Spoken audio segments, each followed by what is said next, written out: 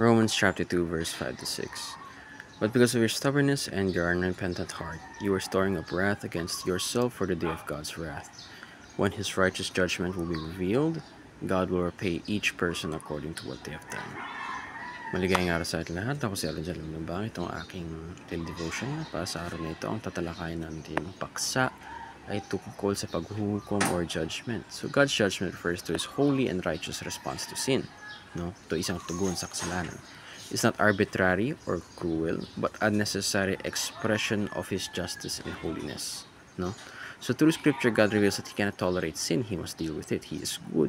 No? Sin is evil. So as a good or good-natured, naturally good, kailangan niyang i-handle yung sin. Kailangan niyang gumawa ng bagay para doon. No? He has to take active measures against it. So whether in the form of personal rebellion or societal evil, God must deal with it.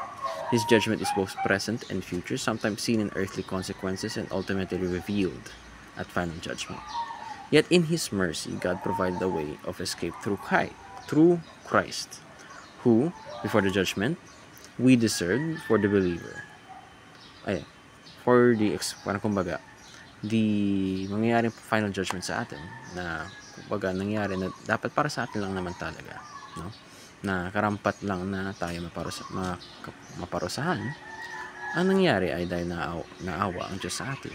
Through His grace, through His mercy, na binigyan tayo ng escape exit, no? Or kumbaga fire exit, no?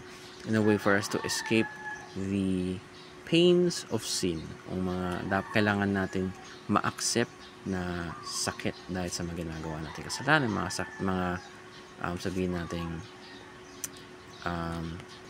mga punishment para sa ating mga kasalanan. And as of God is good, definitely He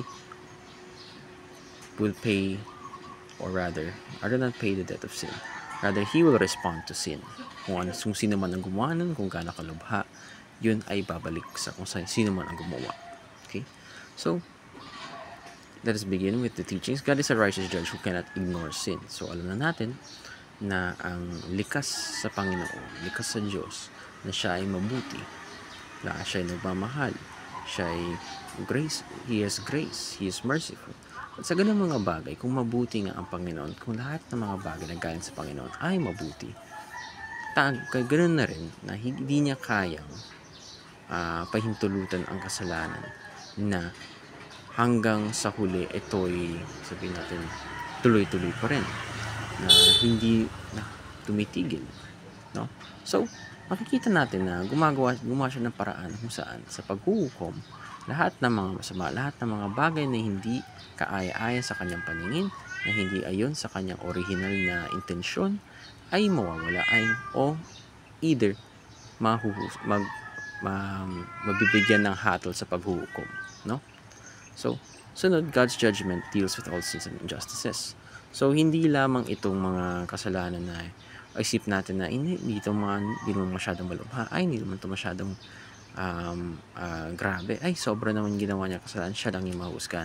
Kasi madalas natin bilang mga tao, hinuhusgan natin ang mga kasalanan na ginagawa natin ayon sa ating sariling pananaw bilang isang individual, bilang isang tao, na ang kasalanan ay hindi gaano kalubha kung ikukumpara natin to sa gumawa na mas malalang kasalanan. Sabihin natin, ang pagsisinungaling ay hindi kasing lala ng panggagahasa, di ba? O pagpatay ng isang tao.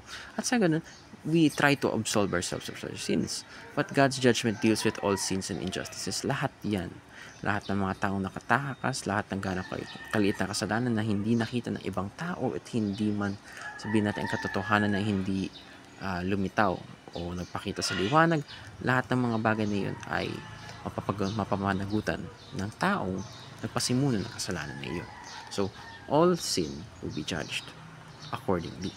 And 3, God provided Christ for us to escape judgment.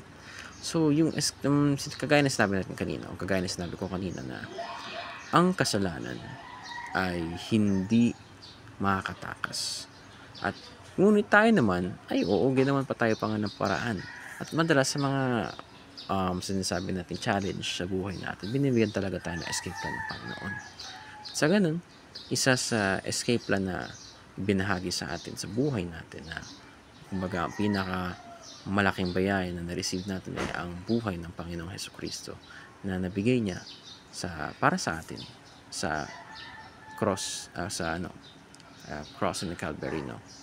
Kaya masasabi natin na God provided Christ for us to escape judgment as a choice, our own option, willingness to save ourselves, no?